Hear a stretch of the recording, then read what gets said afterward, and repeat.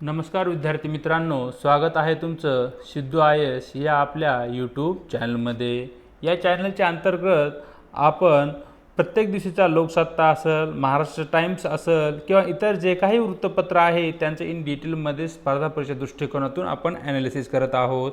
मग त्याच धर्तीवर दिनांक 14 मे ते 20 मेच्या दरम्यान जे काही आपण वृत्तपत्राचे विश्लेषण केलं आहे त्यापैकीच काही न्यूज घेऊन आपण या ठिकाणी चालू घडामोडीवर वस्तुनिष्ठ प्रश्नांची शृंखला सुरू केली आहे। त्याचाच हा दुसरा भाग आहे। तर या ठिकाणी मागच्या आठवड्यामध्ये जे काही आपण महत्त्वाच्या न्यूज पाहितल्या त्या न्यूजला धरूनच या ठिकाणी आपण वस्तुनिष्ठ प्रश्नाच्या माध्यमातून त्या न्यूजची पुन्हा एकदा उजळणी करणार आहोत। चला तर मग आजचं जे आपलं डिस्कशन आहे त्याला या ठिकाणी सुरुवात करूया। या ठिकाणी जो पहिल्या क्रमांकाचा आपला प्रश्न आहे तो आहे ब्रह्मोस क्षेपणास्त्रासंबंधी। ब्रह्मोस क्षेपणास्त्र रशियाच्या NPO मशिनोट्रोनिया आणि भारताच्या कोणत्या संस्थेच्या भागीदारीतून विकसित केले गेले आहे अशा प्रकारचा प्रश्न आहे। त्या ठिकाणी पर्याय क्रमांक A ISRO Indian space research organisation, पर्याय क्रमांक B DRDO defence research development organisation, पर्याय क्रमांक C HAL Hindustan aeronautical limited, पर्याय क्रमांक D भेल भारत हेवी इलेक्ट्रिकल लिमिटेड। तर या ठिकाणी पहा संरक्षण साहित्य संबंधी संशोधन करणारी जी संस्था आहे ती आहे DRDO। भारताची DRDO आणि रशियाची NPO मशिनोट्रोनिया या दोन संस्थांनी एकत्र येऊन त्यांच्या भागीदारीतून ब्रह्मोस या क्षेपणास्त्राची निर्मिती केलेली आपणास दिसते। प्रश्न क्रमांक 2 पाहूया जो की कातळ शिल्पासंबंधी आहे। अलीकडेच बारसू रिफायनरी प्रकल्प किंवा इतर जे काही घटना आपल्याला कोकण एरियामध्ये घडत आहेत त्यामुळे बारसू आणि हे जे कातळ शिल्प आहे ते न्यूजमध्ये आलेलं दिसते। तर क्वेश्चन असा आहे पहा, कातळ शिल्पासंबंधी खालील विधाने विचारात घ्या। यामध्ये विधान क्रमांक 1 आहे खडकावर कोरण्यात आलेल्या चित्रांना कातळ शिल्प असे म्हणतात। या ठिकाणी विधान क्रमांक 1 अगदी बरोबर आहे। विधान क्रमांक 2 महाराष्ट्रात प्रामुख्याने रत्नागिरी आणि सिंधुदुर्ग जिल्ह्यात कातळ शिल्प मोठ्या प्रमाणावर आढळतात। विधान क्रमांक 2 ही अगदी बरोबर आहे, कारण रत्नागिरी आणि सिंधुदुर्ग जिल्ह्यामध्ये जांभा जो खडक आहे जांभ्या रंगाचा या खडकावर अशा प्रकारचे कातळ शिल्पाचं कोरीव काम मोठ्या प्रमाणावर झालेलं दिसतं। परिणामी या ठिकाणी आपलं योग्य उत्तर आहे पर्याय क्रमांक C केवळ 1 व 2 दोन्ही बरोबर। चलूया पुढच्या प्रश्नाकडे। पुढचा प्रश्न लायगो प्रकल्पासंबंधी आहे। प्रश्न असा आहे पहा, लायगो प्रकल्पासंबंधी खालील अयोग्य विधान ओळखा। अयोग्य विधान याचा अर्थ या ठिकाणी आपणाला योग्य विधान ओळखा असं सांगितलं आहे। तर पाहूया विधाने।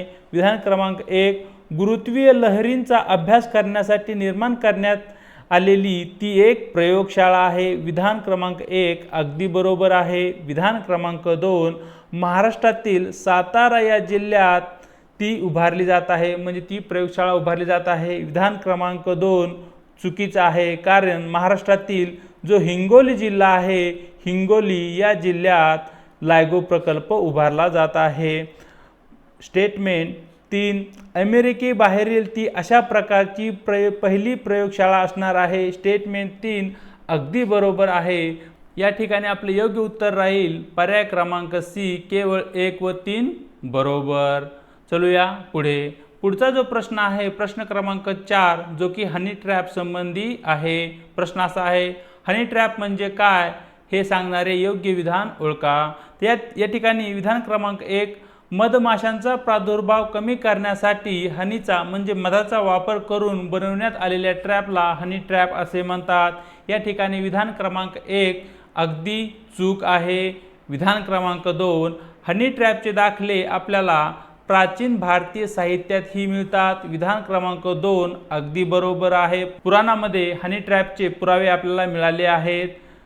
विधान क्रमांक 3 हनी ट्रॅप या संकल्पनेचा उदय अलीकडील काळातील नवतंत्रज्ञानाच्या युगात झालेला दिसतो। त्या ठिकाणी विधान क्रमांक 3 चुकीचे आहे।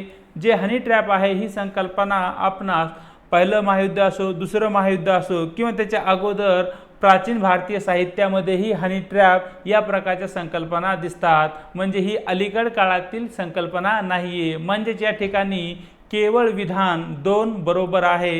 याचाच अर्थ या ठिकाणी आपले योग्य उत्तर राहील पर्याय क्रमांक ए. चलूया पुढच्या प्रश्नाकडे. प्रश्न क्रमांक 5 जो की स्कायमेट संबंधी आहे. तर या ठिकाणी विचारला आहे स्कायमेट काय आहे.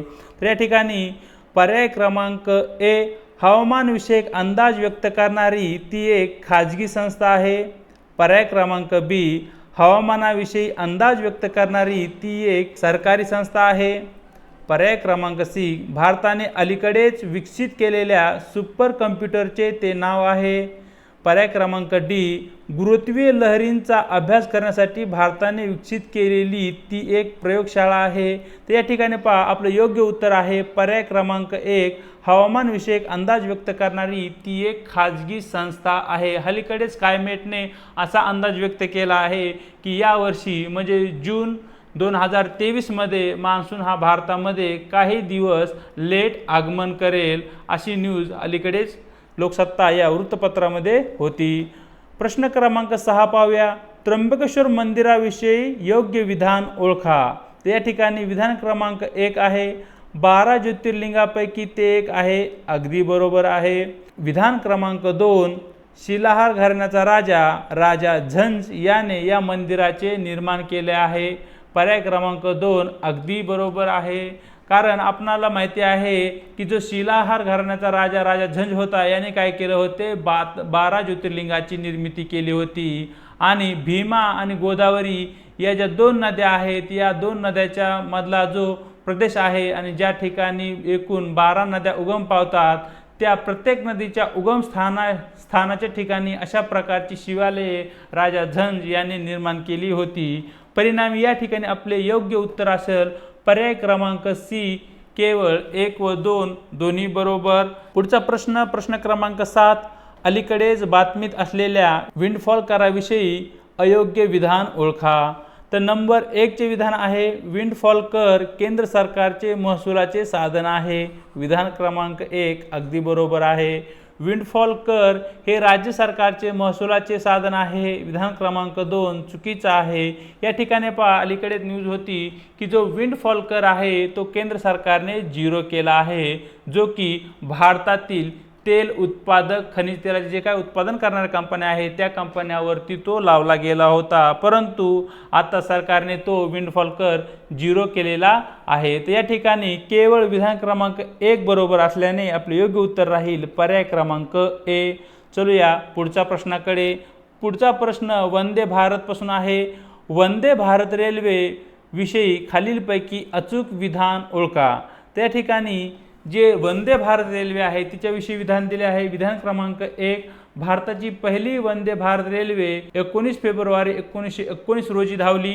विधान क्रमांक 1 अगदी बरोबर आहे. विधान क्रमांक 2, महाराष्ट्रात पहिल्यांदा वंदे भारत रेल्वे मुंबई ते पुणे दरम्यान धावली. विधान क्रमांक 2 चुकीचे आहे, कारण महाराष्ट्रातील पहिली वंदे भारत रेल्वे मुंबई ते गांधीनगर या 2 नगरादरम्यान धावली.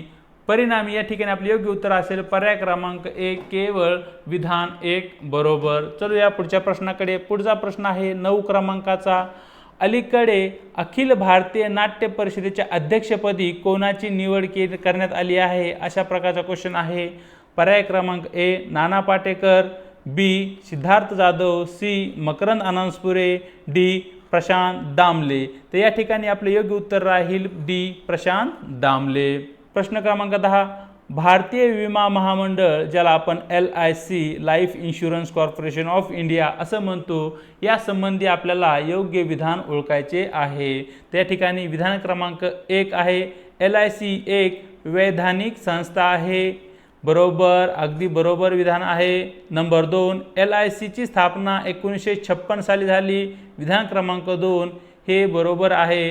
आणि LIC चे मुख्यालय नवी दिल्ली या ठिकाणी आहे. विधान क्रमांक 3 चुकीचे आहे. तर या ठिकाणी LICचे जे मुख्यालय आहे ते आपणास मुंबई या ठिकाणी पाहायला भेटते. आणि LIC एक वैधानिक संस्था आहे, म्हणजे एक कायदा करून निर्माण केली गेलेली ती संस्था आहे. जी संस्था कायदा करून निर्माण केली जाते तिला वैधानिक संस्था असे म्हणतात. म्हणजे या ठिकाणी आपलं विधान 1 बरोबर आहे, विधान 2 बरोबर आहे, विधान 3 चुकीचे असल्या कारणाने आपले योग्य उत्तर राहील पर्याय क्रमांक C 1 आणि 2 बरोबर.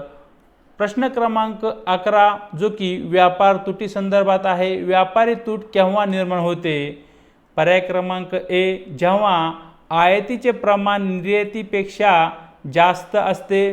पर्याय क्रमांक B जेव्हा आयातीचे प्रमाण निर्यातीच्या प्रमाणापेक्षा कमी असते. पर्याय क्रमांक C जेव्हा आयात व निर्यात दोन्ही समान असतात. आणि पर्याय क्रमांक D यापैकी एकही नाही. तर या ठिकाणी आपलं योग्य उत्तर आहे पर्याय क्रमांक A जेव्हा आयातीचे प्रमाण निर्यातीपेक्षा जास्त असते तेव्हा व्यापारी तूट निर्माण होते. आपण भारत आणि चीन या 2 देशाचं एक्झाम्पल घेतलं होतं व्यापारी तूट हा जो टॉपिक आहे तो डिस्कस करताना.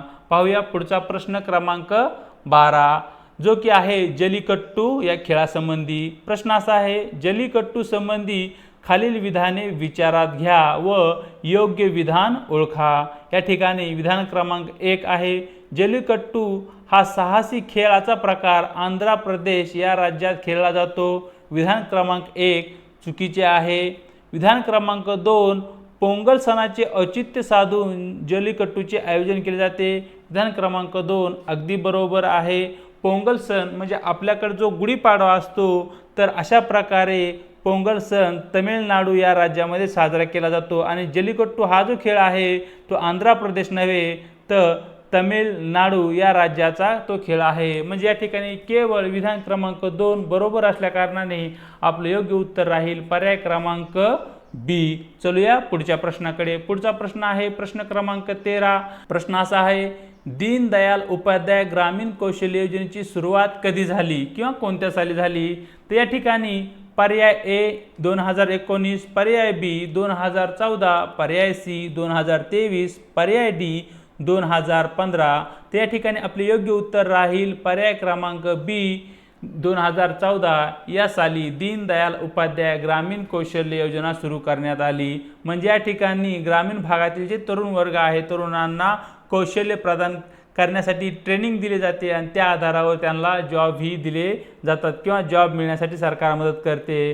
तर ही जी योजना आहे जिला आपण म्हणतो दीनदयाल उपाध्याय ग्रामीण कौशल्य योजना तिची सुरुवात 2014 मध्ये झालेली आपणास दिसते. प्रश्न क्रमांक 14 केंद्र सरकारने 1000 व 500 रुपयाच्या नोटांची नोटबंदी कधी जाहीर केली होती? तर या ठिकाणी पर्याय क्रमांक A आहे 8 नोव्हेंबर 2016, पर्याय क्रमांक B 8 नोव्हेंबर 2017, पर्याय क्रमांक C 8 नोव्हेंबर 2018 आणि पर्याय क्रमांक D 8 नोव्हेंबर 2015.